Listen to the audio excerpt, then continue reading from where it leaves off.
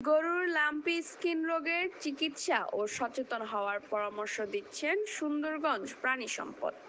গাইবান্ধা থেকে মাহমুদুল হাবিব রিপনের তথ্যছবিতে থাকছে বিস্তারিত।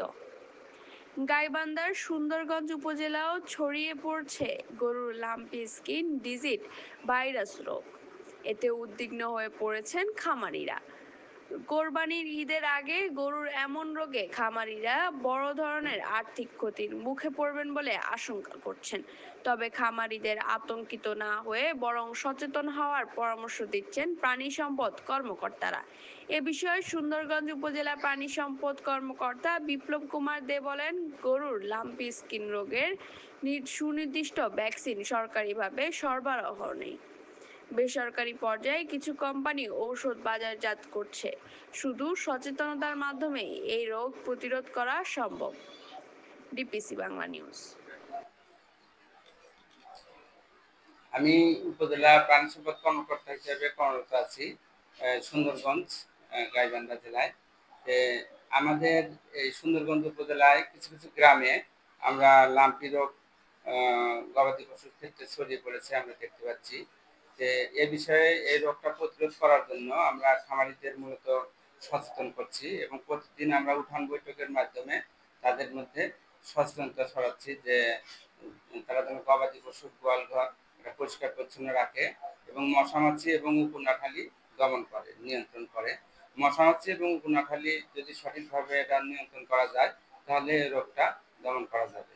আর এছাড়াও এটার তুরস্ক দেশ থেকে আমাদের দেশের কিছু কোম্পানি ভ্যাকসিন এনেছে, আমদানি করেছে। এই ভ্যাকসিনগুলো সঠিক নিয়মে যদি প্রয়োগ করা যায় তাহলে আমরা এই রোগটা প্রতিরোধ করতে পারবো।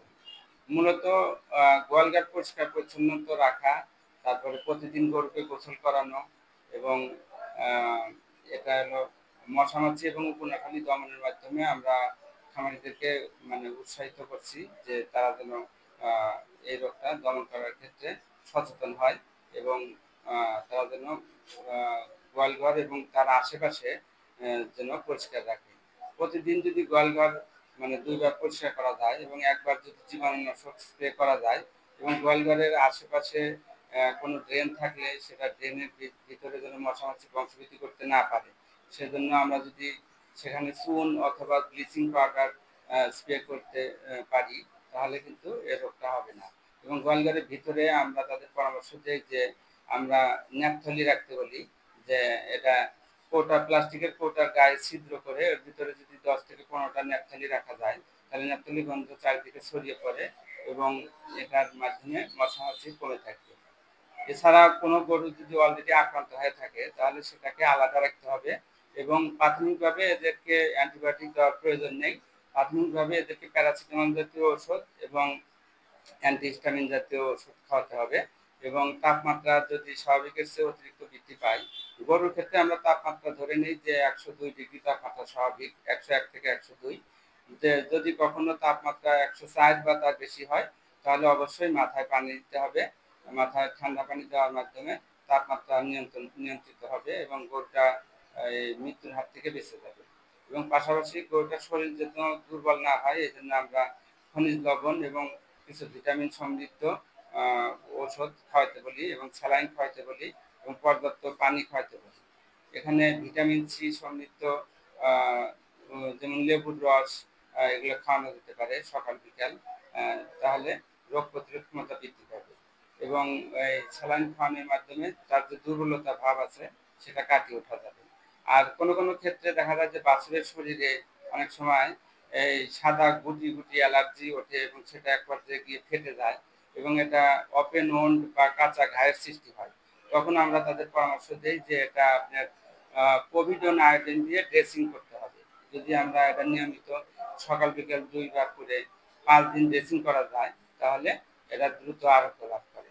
এভাবে আমরা তাদের পরামর্শ দিই। আচ্ছা, যেহেতু সামনে থেকে অনেক হাটে দেখা গেল যে আপনার এই লাম্পি রোগী মানে গরু হয়তো অনেক সময় করে, এই বিষয়ে আপনার সতর্ক কিভাবে নিচ্ছে? হ্যাঁ, সেটাই। আমরা কোরবানি হাটে আপনারা জানেন যে আমাদের ভেটেরিনারি মেডিকেল টিম গঠন করা আছে। সেখানে আমাদের 5 জন করে সদস্য তারা প্রতিনিয়ত দায়িত্ব পালন করতেছেন এবং আমি নিজেও গিয়ে মনিটরিং করছি কোনো অসুস্থ গরু, বিশেষ করে লাম্পি স্কিন ডিজিজে আক্রান্ত কোনো গরু যেন কেউ তুলতে না পারে। এটা আমরা হাটের যে কমিটি আছে এবং ইজারাদার সবাইকে এটা বলা আছে। এরকম গরু যদি কেউ হাটে আনে তাহলে অবশ্যই তাকে ফেরত পাঠাতে হবে এবং এরকম কোনো গরু হাটে রাখা যাবে না, অসুস্থ গরু।